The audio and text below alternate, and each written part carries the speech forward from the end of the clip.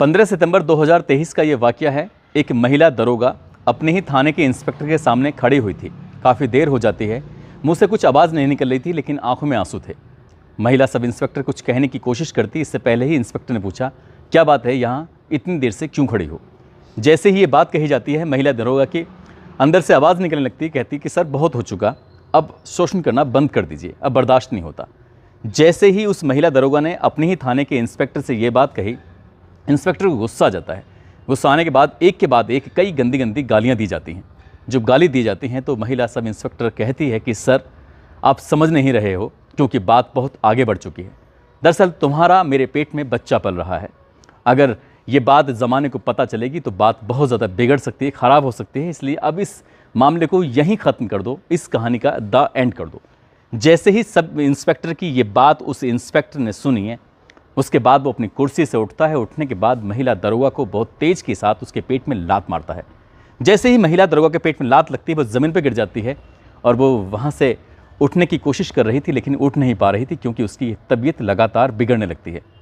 रोते हुए, गिड़गिड़ाते हुए हाथ जोड़ती है, कहती है सर अब बहुत हो चुका है, अब बर्दाश्त करिए। लेकिन जब उसकी तबीयत बिगड़ने लगती है, किसी तरकीब से वो सीधा डॉक्टर के पास पहुंचती है। डॉक्टर के पास जाने के बाद उसका उपचार शुरू होता है। लेकिन डॉक्टर जब उससे कहता है कि तुम्हारा पेट में जो बच्चा पल रहा था, दरअसल वो मर चुका है, इसलिए हमें तुम्हारा गर्भपात करना पड़ा। ये सुनने के बाद महिला दरोगा रोने लगती है और उसके बाद फिर एक बार इंस्पेक्टर से बातचीत होती है और उससे रोकने की कोशिश कर रही थी, लेकिन इंस्पेक्टर अपनी मनमानी पर उतारू था। लेकिन ये बात अब दो लोगों के बीच में थी, लेकिन डॉक्टर के पास ही बात पहुंच जाती है और ये बात धीरे धीरे फिर लोगों तक पहुंचना जब शुरू होती है, उसके बाद ये अखबार, सोशल मीडिया के माध्यम से जब लोगों को पता चलती है, तो पूरे प्रदेश में उस इंस्पेक्टर की जो करतूत थी वो सामने आती है। तो लोगों को बड़ी आश्चर्य हो रहा था, हैरानी हो रही थी कि जो महिला दूसरों को इंसाफ दिलाने के लिए इस वर्दी पहनती है, दरअसल वो खुद ही शोषण हो रही है। आज कहानी उसी महिला दरोगा की है। आज कहानी उसका शोषण करने वाले उस इंस्पेक्टर की कहानी है। आदाब, नमस्कार, सत श्री अकाल। मैं उस्मान सैफी। आज की जो सच्ची घटना मैं आपको सुनाने जा रहा हूँ, सच्ची घटना है बिहार प्रदेश की राजधानी पटना की। दरअसल पटना का ही एक थाना लगता है जक्कनपुर। जक्कनपुर थाना कैंपस के अंदर जो सरकारी आवास बने हुए थे, उसी सरकारी आवास में एक महिला दरोगा जब बेड पर लेटी हुई है, अचानक उसकी आंख खुलती है। आंख खुलने के बाद उसने जो अपने शरीर पर हाथ फेरा तो पता चलता है कि उसके तन पर एक भी कपड़ा नहीं था। वो बिना कपड़ों के लेटी हुई थी। एकदम से अपने आप को समेटती है और इधर उधर देखती है। इधर उधर देखने के बाद उसकी नज़र पहुंचती है घड़ी पर, और घड़ी पर जैसे नज़र पहुंचती है तो सोचती है कि अभी तो कुछ देर पहले वो ठीक ठाक थी, लेकिन यहाँ कैसे, इस सरकारी आवास में। और वो सरकारी आवास में एक फ़ोटोग्राफ्स भी लगा हुआ था। वो फोटोग्राफ्स किसी और का नहीं, थाने के ही इंचार्ज का फ़ोटो होता है। वो समझ जाती है कि मैं इस थाने इंचार्ज के कमरे के अंदर हूँ, उसके ही घर में हूँ। तभी उसे याद आता है कि कुछ देर पहले की तो बात है, कुछ देर पहले ही इस थाने के इंचार्ज ने कहा था कि अमिता, तुमसे बहुत ज़रूरी काम है, एक केस के सिलसिले में बातचीत करनी है, तुम जरा घर पे आना, तुमसे बात करेंगे। जैसे ही महिला दरोगा को ये बात कही जाती है, केस के सिलसिले में कॉन्फिडेंशियल बातचीत करनी थी, तो वो अपने सरकारी आवास पर उसको बुलाता है। जैसे ही महिला दरोगा सोफे पर बैठी हुई थी, इसी बीच में इंस्पेक्टर पहुँचते हैं और पहुँचने के बाद उसने रसोई में जाते हैं। वहाँ से आवाज़ लगती है कि अमिता, क्या तुम चाय पियोगी, कॉफ़ी पियोगी? तो वो कहती है नहीं सर, नो थैंक्स।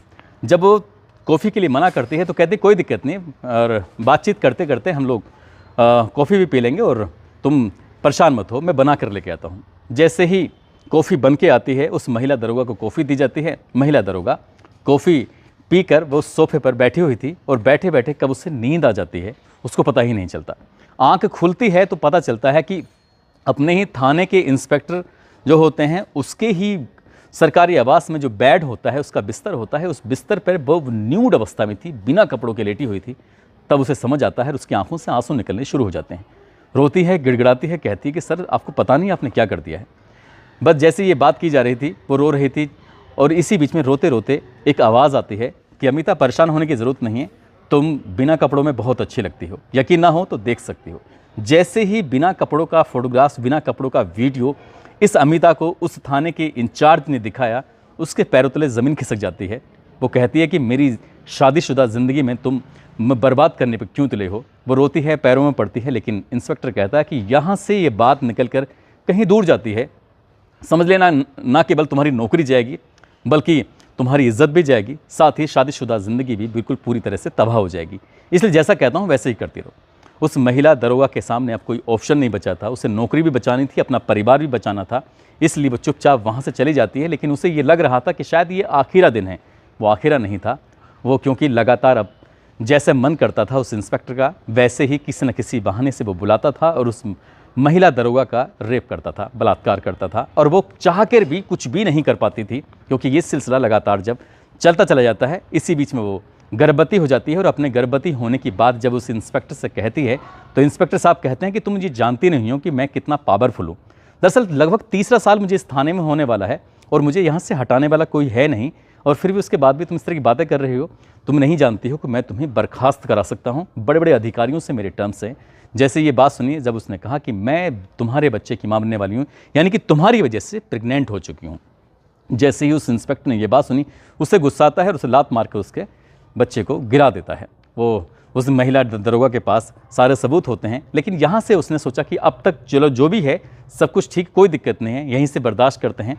हो सकता है कि आगे जो दिक्कत परेशानी हो कभी ना आए। लेकिन उस इंस्पेक्टर की मनमानी कम नहीं हो रही थी।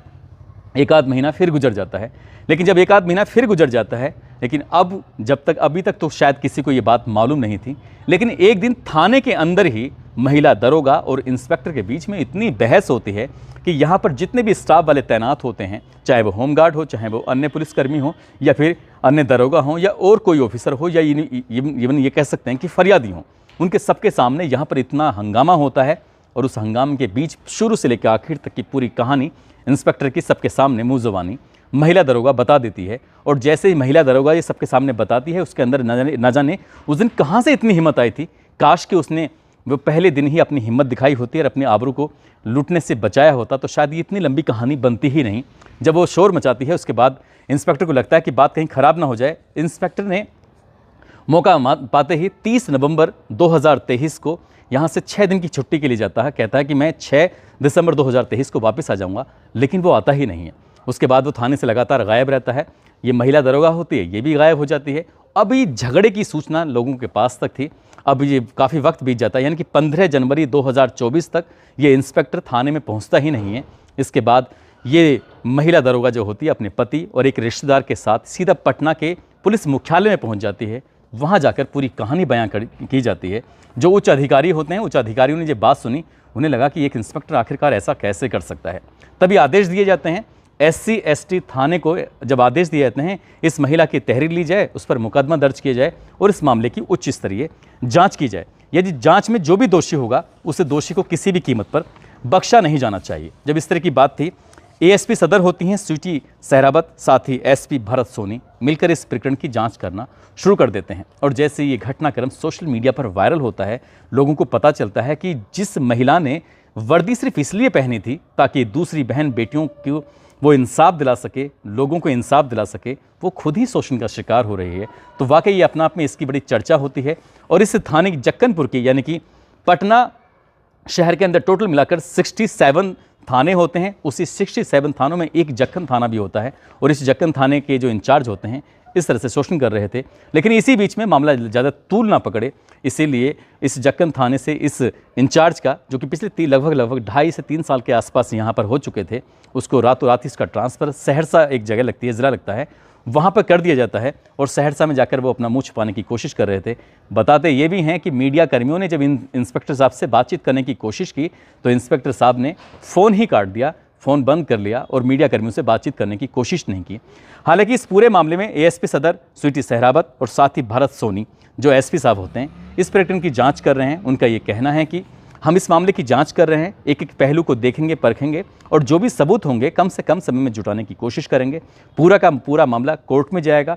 कोर्ट इस मामले में जो भी इस आरोपी के खिलाफ सज़ा करेगा, उसके बाद सज़ा दी जाएगी। साथ ही अगर यदि ऐसा भी हो सकता है कि महिला दरोगा का भी इसमें कुछ रोल नेगेटिव हो सकता है, तो इसलिए अभी जांच से पहले हम कुछ कह नहीं सकते। लेकिन जो भी महिला ने जिस तरह से अपनी बात बताई है, उस तरह से लगता है कि महिला की बातों में पूरी तरह सच्चाई है, और उस अधिकारी ने अपने होदे का, अपने पद का फ़ायदा उठाते हुए, दुरुपयोग करते हुए उस महिला के साथ लगातार ऐसे कर रहा था।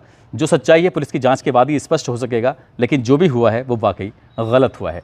दोस्तों, इस पूरे घटनाक्रम को सुनाने का उद्देश्य किसी को परेशान करना नहीं है, किसी का दिल दुखाना नहीं है, बल्कि आपको जागरूक करना है, आपको सचेत करना है, आपको बताना है कि जब भी किसी के साथ शोषण होता है, पहली बार में पूरी पुख्ता, पूरी ईमानदारी के साथ आवाज़ उठा दी जाए।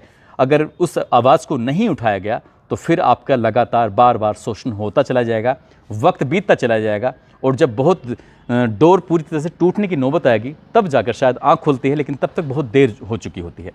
जाते जाते हापुड़ के रहने वाले प्राची सूद हैं, आज इनका जन्मदिन है। साथ ही पलवल के रहने वाली हैं हिमांशी कुमारी, आज इनका भी जन्मदिन है।